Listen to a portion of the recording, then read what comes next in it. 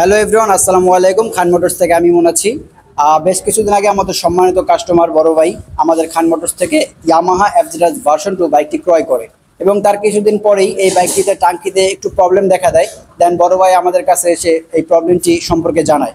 তারপর আমরা আমাদের সিনিয়র টেকনিশিয়ান দ্বারা বাইকটিকে পর্যবেক্ষণ করে দেখতে পেরেছি যে আসলে উনি ওয়ারেন্টি ক্লেম আমাদের থেকে পায়। দেন বড় ভাইয়ের টাঙ্কিকে আমরা ওয়ারেন্টি ক্লেম করে 7 দিনের সময় নেই। তার পরবর্তীতে আজকের দিন 18 তারিখ বড় ভাইকে আমরা নতুন একটি টাঙ্কি লাগিয়ে দিই। এখন আমরা আমাদের সম্মানিত কাস্টমার থেকে শুনবো আমাদের ওয়ারেন্টি ক্লেম সম্পর্কে তার মতামত কি এবং তিনি স্যাটিসফাই কিনা। বড় ভাই প্লিজ একটু বলবেন আমাদের ওয়ারেন্টি ক্লেম নিয়ে আপনি কতটুকু সন্তুষ্ট?